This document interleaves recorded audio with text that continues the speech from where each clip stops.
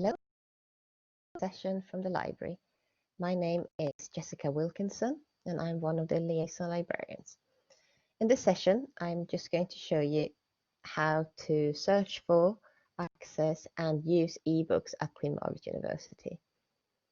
So I'll also show you what you can do with an ebook from different suppliers. So how to read it on screen, how to highlight text and make notes, how to search for text within the book, how to print parts of the text, download chapters, and download the whole book. So first of all, I'm just going to show you how to search for ebooks only in Discover. So we'll go into Discover, just give it a minute to load up. So I'm just going into the library part of the Queen Margaret website. And there's a section there called Library Resources. And we'll click on Discover in the list of resources.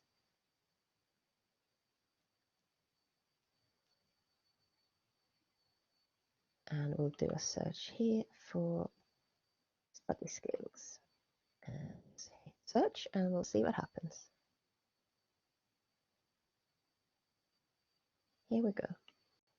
So in my list of search results now, you can see that we have an ebook, but also a printed book and another printed book.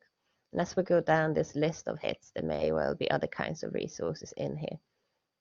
But let's say we're studying away from the campus today and we're only interested in ebooks. What we can do is make use of this menu down the left-hand side. There's all sorts of different filters here that you might want to explore. For instance, this publication date filter is quite handy. If you're interested in very recent publications, you can drag this towards the current date here and set a time range that you're interested in. But today we're interested in ebooks.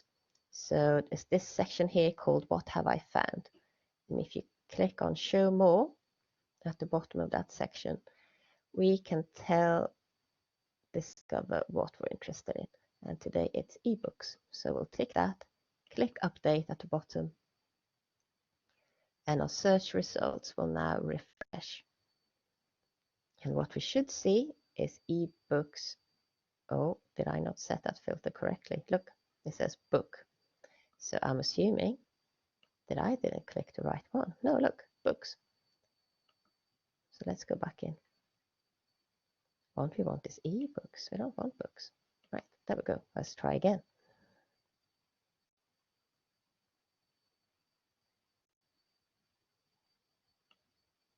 And here we go. This looks better. Ebooks.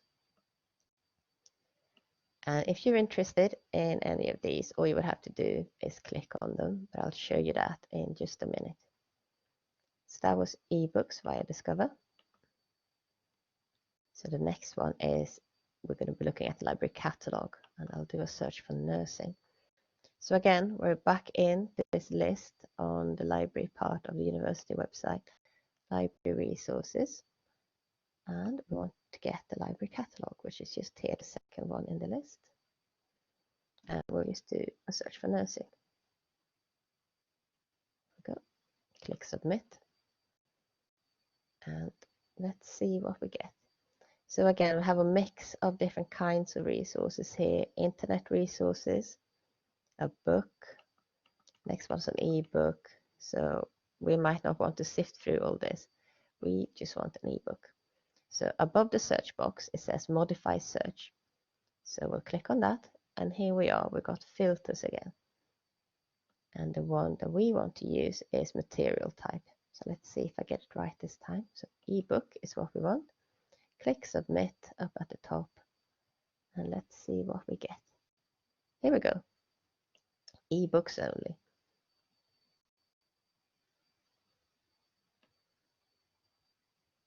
So let's go back to our PowerPoint and give it just a second to wake up. So accessing ebooks. Obviously, if you're on campus, all you do is click on things and it automatically opens up. If you're working away from the campus, it will want you to be logged in. So you can either work through the remote desktop, or when you click on links to ebooks and other resources, it will ask you to log in via Shibboleth, or it might say log in via your institution. They're the same thing. So all that's going to happen once you've clicked on that is you'll see a long list of different institutions, universities, and other places. And you need to find Queen Margaret University in the list and click on that. You'll then be prompted to log in with your normal university username and password. So using ebooks. So we get ebooks from a whole range of different suppliers. So there is some variation in the functionality that you can get. But in general, you can read the book on screen without downloading it. Often you can print a certain percentage of the book and also download individual chapters. And usually there's a limit set on how much you can download. You can also download the whole book. Often there's a certain time limit set to this as well, and this varies from book to book. And you'll need third-party software for this. Usually it's Adobe Digital Editions, which is free to download. And this software manages the electronic loan and then returns the book automatically at the end of the loan period. You can also highlight text and make notes in ebooks and search the text, which is quite handy if there's a particular concept that you're looking for. You can also create an account with the ebook providers, and that means that you'll get your own bookshelf. And you can keep your favorite ebooks and all your notes and highlights and things in there. So I'm going to show you 3 different examples.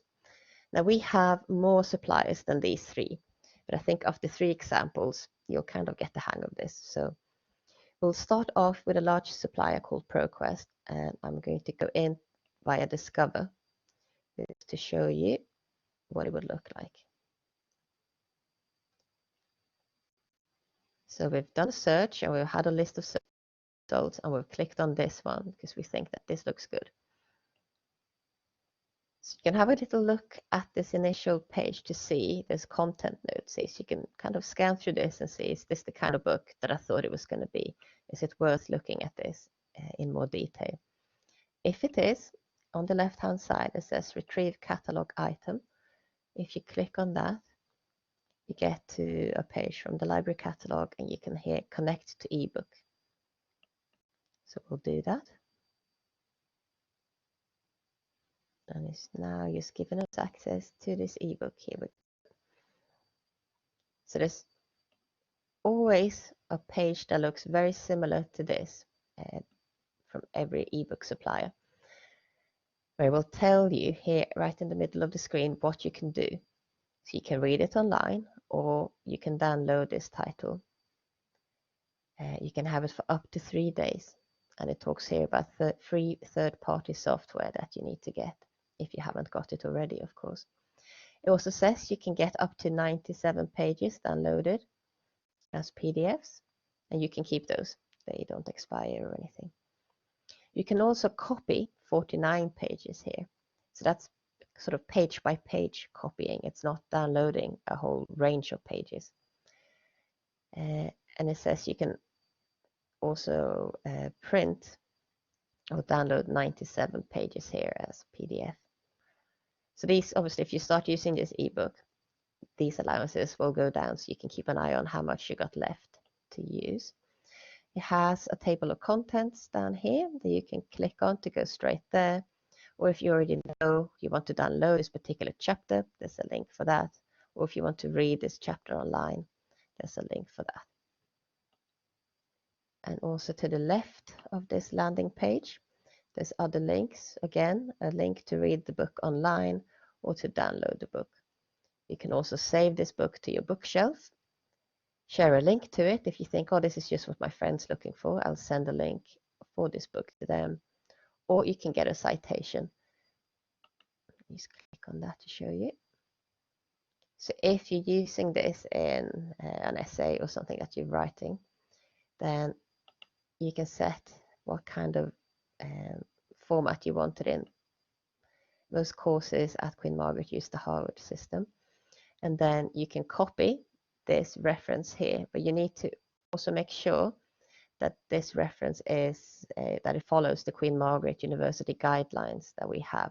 So you probably will have to go into this and do some little bit of editing, put full stops in make other changes, but it gives you a start at least. So let's pretend that we want to read this book online.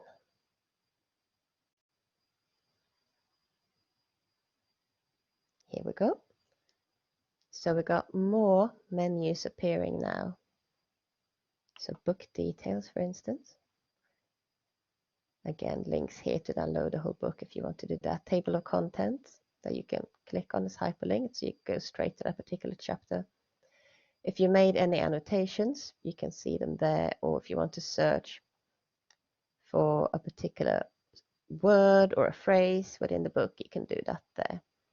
Also along the top here, we have icons to functionalities that were already mentioned, so full download, PDF, copying, print to PDF, share a link, get your citation, highlight text, make a note, put in a bookmark. You can zoom in and out.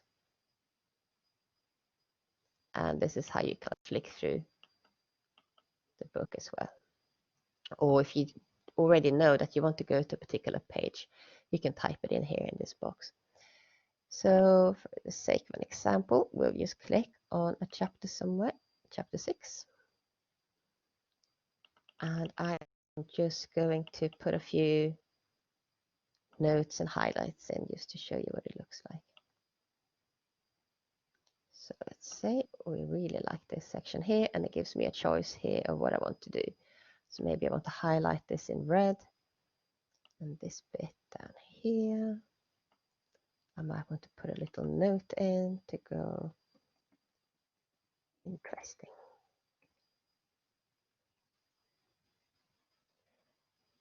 And I might want to drop a bookmark in so I can find this section again. And because I am now interacting with this ebook, it automatically saves it to my bookshelf because it assumes that I want to save all these things that I'm doing, all the bookmarks, the notes, the highlights. It automatically puts this in to my bookshelf. There we go. So if you're using ebooks a lot, it's well worth signing up for a bookshelf with the ebook suppliers that you end up using. And you can create folders here. So if you're working on many different projects, you can make sure that the books are saved in particular folders, for instance. And I think that's all I wanted to show you for this particular example.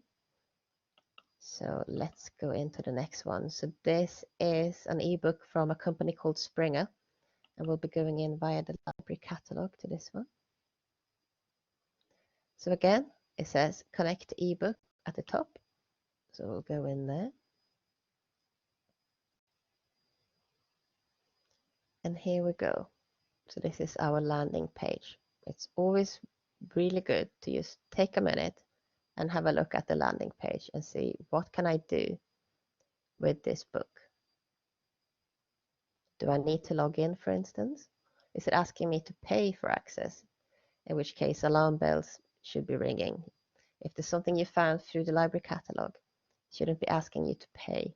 So check if there's a login feature, for instance. Maybe you're not logged in. But here we can see that we have free access to this. So we can download the whole book as a PDF here, or as a different format called EPUB. Or if there's a particular chapter we're after, we don't want to download the whole book. There's a table of contents here, and there's PDF download links for each chapter as well.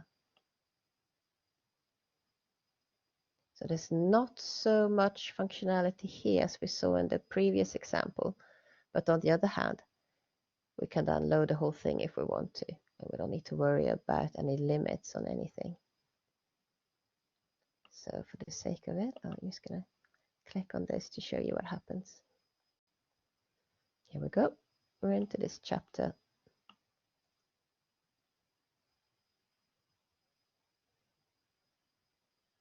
And if we want to download it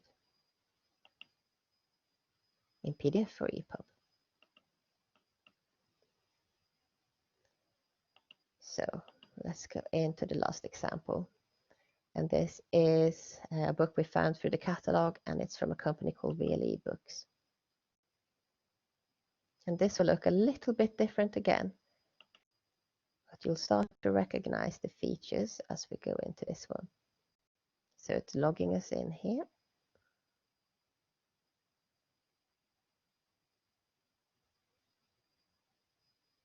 And we're in. So if we're not quite sure if this is a book that we can make use of, we can have a look at the table of contents here.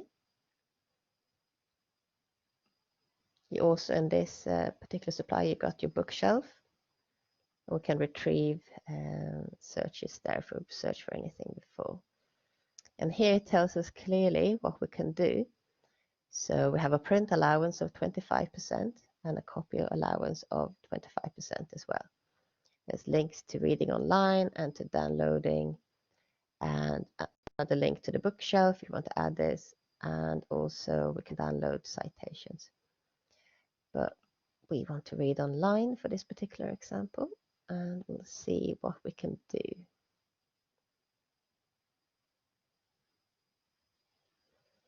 Here we go, so we're into the book.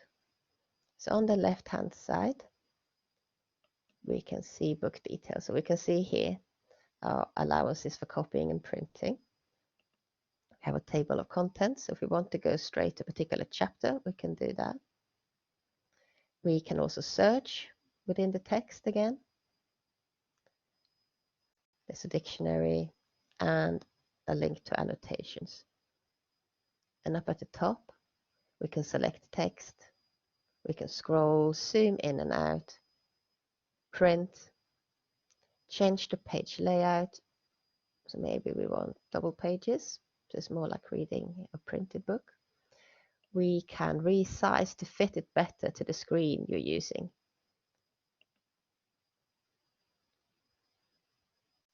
There's page options. If you want to copy a page, rotate right or left. And this is a nice feature here. So if you prefer to have a softer background color than the stark white color, you can change that. And you can also have the text read aloud to you. And the question mark is a link for the help topics. So let's click on a part of the book here.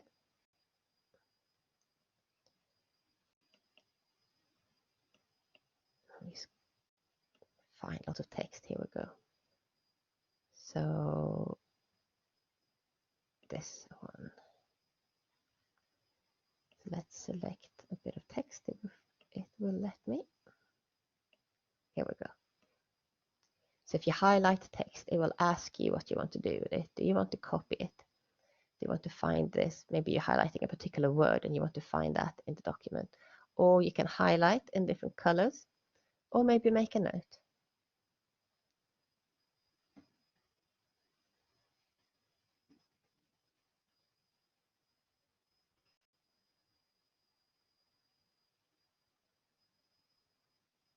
It's a little bit slow, but there we go.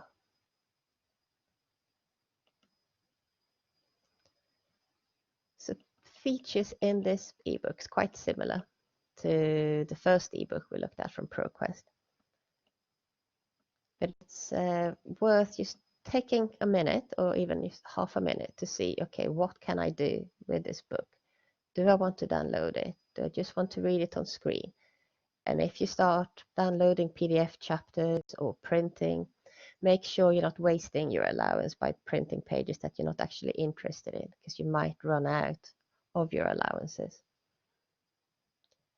So let's just quickly nip back to our PowerPoint and go back. Oh, it's disappeared. We'll try again. Just to make sure that we've covered everything we wanted to cover. So we have search for ebooks in the library catalog and discover. Remember the filters that we set to see ebooks only. We looked at examples from different suppliers and we read books on screen. We highlighted some text and we made notes. I show you where to search for text. And we saw that there's allowances for printing parts of the text, downloading, and downloading the book in its entirety. And we mentioned that quite often you'll need third-party software such as Adobe Digital Editions to do that. So I hope that's been useful, and thank you very much for watching this presentation. If you start using ebooks and you have any problems with them, then just come to us in the library or send us an email, and we'll do our best to help you. Thank you very much. Bye-bye for now.